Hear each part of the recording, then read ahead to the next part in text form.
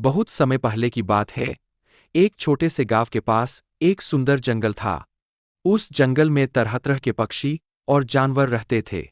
उन्हीं पक्षियों में एक अनोखा तोता भी रहता था, जिसका नाम चिरकू था। चिरकू को लोग सौभाग्यशाली तोता के नाम से जानते थे, क्योंकि जहां भी वह जाता, वहां कोई न कोई चमत्कार हो जाता या किसी की किस्मत बदल जाती। गांव के लोग मानते थे कि अगर चिरकू उनके घर आ जाए, तो उनके जीवन में सुख और समृद्धि आ जाती है। चिरकू हमेशा खुश रहता और अपनी मधुर आवाज में गाने गाता। लोग उसे फल और अनाज खिलाते और उसकी भलाई की कामना करते थे। चिरकू भी गांव के लोगों से बहुत प्यार करता था और जहां भी जाता, खुशियां बांटता। एक दिन गांव में एक गरीब किसान, जिसका नाम रघु था, बहुत परेशान था। उसकी फसलें बर्बाद हो गई थीं और उसके पास खाने को भी कुछ नहीं था। वह दिन रात मेहनत करता, लेकिन किस्मत उसका साथ नहीं दे रही थी। एक दिन रघु ने गांव के लोगों से चिरकू के बारे में सुना और सोचा कि शायद यह सौभाग्यशाली तोता उसकी भी मदद कर सकता है। रघु ने तय किया कि वह चिरकू से मिलकर अपनी किस्मत बदलने की विनती करेगा। अगले दिन वह जंगल की ओर चल पड़ा और चिरकू को खोजने लगा।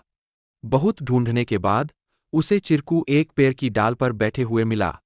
रघु ने बड़े ही आदर के साथ कहा। चिरकू ने रघु की बातें ध्यान से सुनी और उसकी आंखों में दया उमड़ आई। चिरकू ने अपनी चोंच में एक छोटी सी चमकती हुई पत्ती उठाई और रघु को देते हुए कहा, यह जादुई पत्ती है। इसे अपनी जेब में रख लो और जब तुम अपने खेत में काम करने जाओ तो यह पत्ती तुम्हारी किस्मत बदल देगी। रघु ने धन्यवाद कहा और वह पत्ती लेकर अपने घर लौट आया। अगले दिन वह अपने खेत में काम करने के लिए गया। जैसे ही उसने खेत में जुताई शुरू की, अचानक से बारिश होने लगी। उसकी सूखी जमीन हरी भरी हो गई और थोड़े ही समय में उसकी फसलें लहलहा उठीं। रघु की मेहनत सफल हुई और उसकी किस्मत सच में बदल गई। अब रघु के पास भरपूर अनाज था और वह फिर से खुशहाल जीवन जीने लगा। उसने गांव के लोगों को चिरकू की बुद्धिमानी और उसके द्वारा दी गई जादुई पत्ती के बारे में बताया।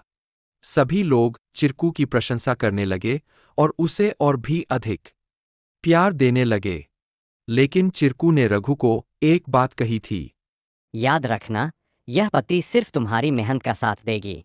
अगर तुम मेहनत करना छोड़ दोगे तो यह भी अपना जादू खो देगी। रघु ने चिरकू की बात समझ ली और कड़ी मेहनत जारी रखी। धीरे धीरे उसकी स्थिति पहले से बहुत बेहतर हो गई।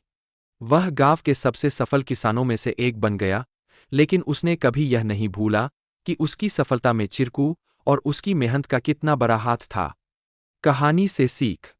इस कहानी से हमें यह सीख मिलती है कि किस्मत भी उन्हीं का साथ देती है जो खुद मेहनत करते हैं। सौभाग्य और अवसर तभी काम आते हैं जब हम अपने प्रयासों से उन्हें सही दिशा देते हैं। Please like, share and subscribe our channel.